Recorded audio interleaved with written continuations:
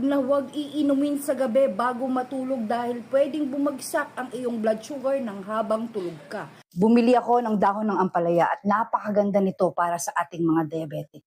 Ang kukunin lang natin dito ay yung green na dahon na gaya nito. Kapag mayroong butas-butas, huwag nyo nang isama. Dahon lang at huwag nang isama ang tangkay. Papakulo tayo sa 1 litrong tubig pero ang kailangan natin ay 1 dakot lang o 20 peraso. Dito karami ang 20 peraso katumbas ng 1 dakot.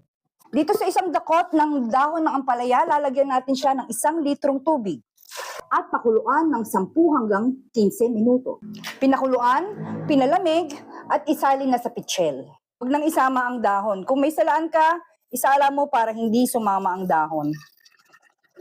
Ang magiging kulay ng ating ampalaya water. Ito sa ginawa nating ampalaya water, pwede nating ilagay sa ref, pero huwag iinumin ng malamig. Kapag kukuha kayo ng 1 baso, initin muna bago inumin. Ano-ano ba ang mga benepisyong makukuha natin sa ampalaya water? Pinakamabisang pampababa ng asukal sa dugo at aprobado na to ng DOH. Nakakatulong na makapagpababa ng kolesterol, kaya naman ito ay nakakatulong na makapagtanggal ng bara sa ugat para sa proteksyon ng ating puso at atay. Nakakatulong magpaganda ng daloy ng dugo, kaya naman maganda rin ito para sa mga high blood. Mayaman ito sa vitamin A, C at mineral, kaya naman malaki ang naitutulong nito na mapatibay ang ating resistensya.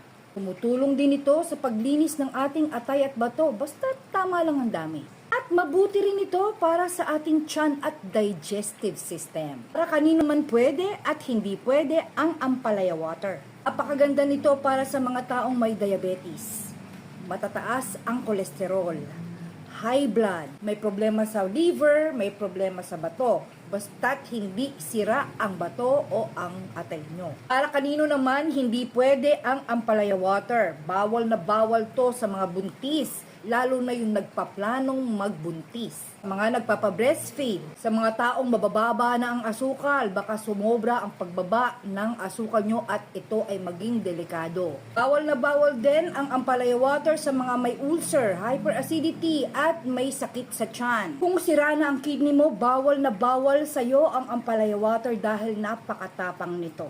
Kung nakaramdam ng pangangati at hirap sa paghinga, itigil mo ang pag-inom ng ampalaya water. Tamang oras sa pag-inom ng ampalaya water, pwedeng umaga, tanghali o hapon. Huwag na huwag iinumin sa gabi bago matulog dahil pwedeng bumagsak ang iyong blood sugar ng habang